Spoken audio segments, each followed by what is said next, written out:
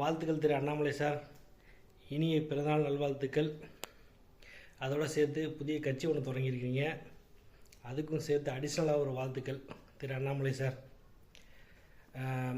முக்கியமான பாயிண்ட் என்ன அப்படின்னா, நீங்கள் பிஜேபியிலேருந்து வெளியே தனியாக கட்சி ஆரம்பிச்சிட்டிங்க அப்படின்னு பொதுமக்கள் மத்தியில் பரவலாக பேசிகிட்டு இருக்கிறாங்க.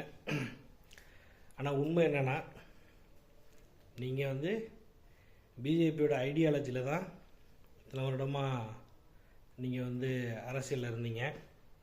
இப்போ தனியாக வெளியே என்ன நீங்கள் மக்களுக்கு சொல்ல போகிறீங்க?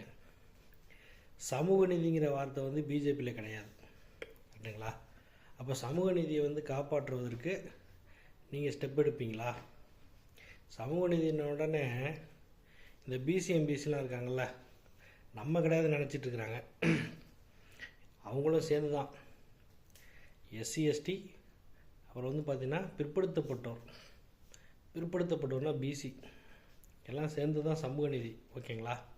ஸோ சமூக நீதிக்கு இவ்வளோ நாளாக குரல் கொடுக்காத திரு அண்ணாமலை அவர்கள் குரல் கொடுத்து இந்த கட்சியை அடுத்த நிலை கொண்டு செல்வாரா? அதுதான் கேள்வி. ஏன்னா மருத்துவ இடஒதுக்கீட்டுக்கு பார்த்திங்கன்னா பிசி எம்பிசிக்கு சீட்டே தரல.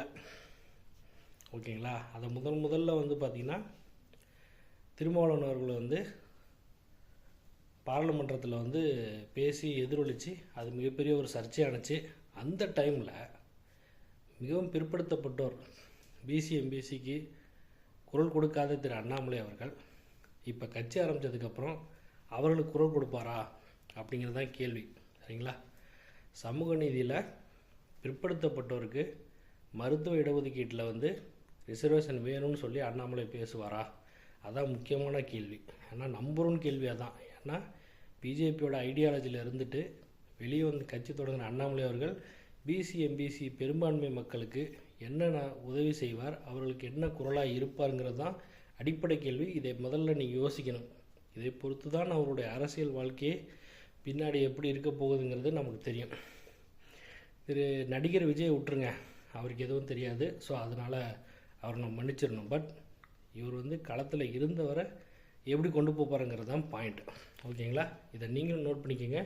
திரு அண்ணாமலை அவர்கள் இந்த வீடியோ பார்த்தீங்கன்னா இதற்கான யோசனை அவர் சொல்ல வேண்டும். ஓகேங்களா? நன்றி திரு அண்ணாமலை அவர்களே. வணக்கம்.